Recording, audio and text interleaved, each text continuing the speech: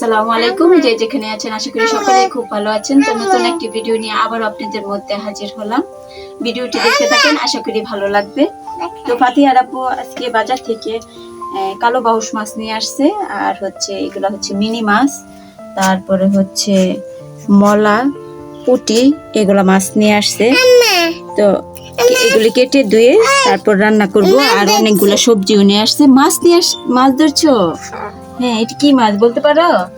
এটা কি মাছ বলো তো? কাতলা মাছ না বাবা, এটা কালীবাউস। হ্যাঁ, তো ভিডিওটি দেখতে থাকুন, আশা করি ভালো লাগবে।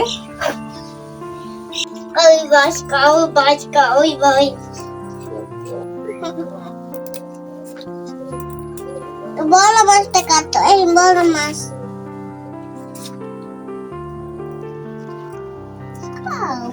কাটলি মাছ।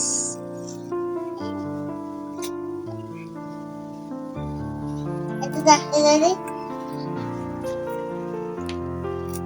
এটা দাঁড়ি, এটা দাঁড়ি বড় বস বল আমার বস কি খায় এই বন্ধ।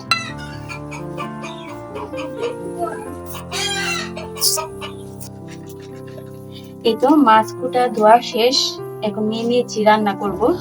আর এখন রান্না করব হচ্ছে কালীবাউস মাছ ভুনা করব, আর এখানে হচ্ছে মিনি মাছ ভাজি করব, আর আলু টমেটো শিম দিয়ে এই মিনি মাছ রান্না করব। দেখতে থাকুন।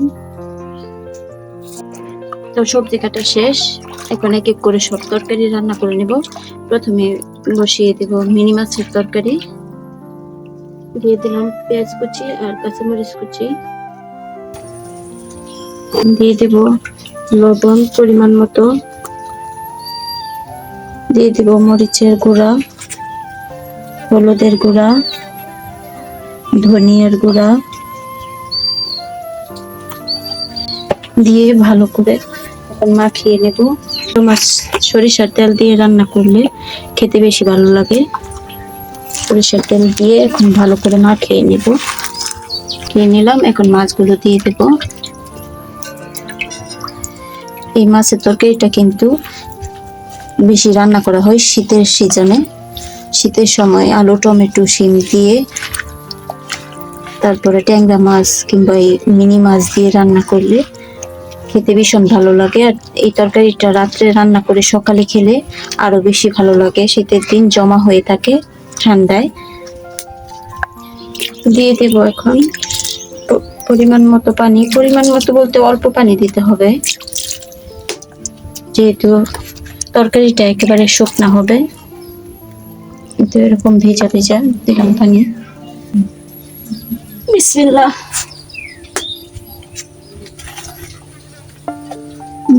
এই তো তরকারিটা হয়ে গেছে, এখন ধনিয়া পাতা দিয়ে দিলাম। এখন নামিয়ে নেব। ধনিয়া পাতা দিলে কিন্তু তরকারির স্বাদ এবং ঘ্রাণ দুইটাই ভালো আসে। সবজি দিয়ে মাছের তরকারি হয়ে গেছে, এখন মাছ বোনা বসায় দিবে। একটু মাছের তরকারি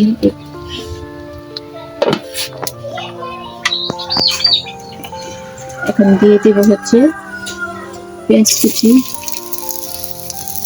মাছে ডিম হয়েছিল, ডিমটা দিয়ে দেবো, বাচ্চারা পছন্দ করে। আর একটু মাছ বোনা করবো। মাছ বোনা করবো হচ্ছে টমেটো দিয়ে। তো পেঁয়াজটা ভাজা হয়ে গেছে, এক করে গুঁড়া মশলা সব দিয়ে দিব। দিয়ে দিলাম মরিচের গুঁড়া, এখন দিয়ে দিব হলুদের গুঁড়া, ধনিয়ার গুঁড়া, স্বাদ মতো লবণ,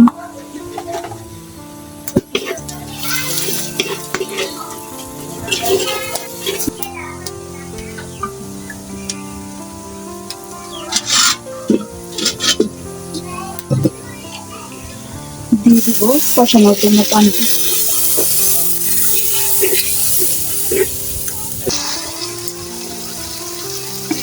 দিয়ে দিব টমেটো,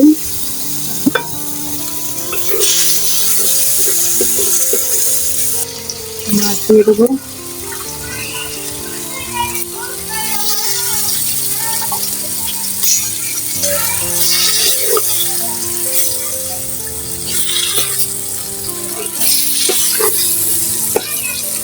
মাছগুলো মশলার সাথে। তো মাছটা কষানো হয়ে গেছে, এখন দিয়ে দেবে ঝোলের পানি।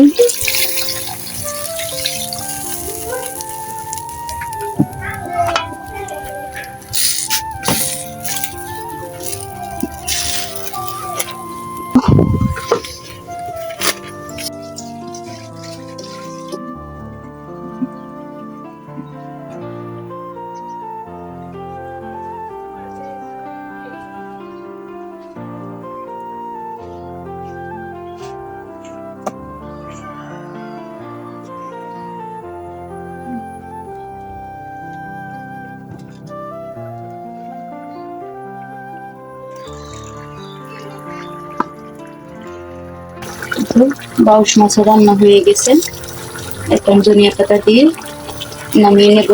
কাঁচামরিচও দিয়ে দিয়েছি, কালারটা কিন্তু অনেক সুন্দর আসছে।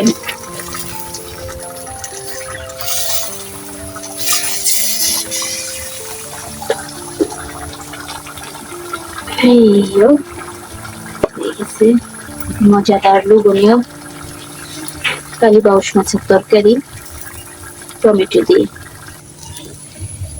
তো ভিডিওটি কেমন লাগলো অবশ্যই কমেন্ট করে জানাবেন। যদি ভালো লাগে চ্যানেলটি সাবস্ক্রাইব করে পাশে থাকবেন, পাশে থাকা বেল আইকনটি অন করে দেবেন। কষ্ট করে ভিডিওটি দেখার জন্য অসংখ্য অসংখ্য ধন্যবাদ। পরবর্তী নতুন কোনো ভিডিও নিয়ে আবার আপনাদের মধ্যে হাজির হব। সেই পর্যন্ত ভালো থাকবেন, সুস্থ থাকবেন। আল্লাহ হাফেজ। প্রথম শীতের সবজি দিয়ে মিনি মাছের তরকারি খেলাম, কি যে মজার হয়েছে তা বলার বাহিরে। একত মাটির চুলায়, তারপরে মাটির পাত্রে সরিষার তেল দিয়ে পেঁয়াজ কাঁচামরিচ বেশি দিয়ে মাখিয়ে রান্না করেছি, অসম্ভব রকমের ভালো লেগেছে।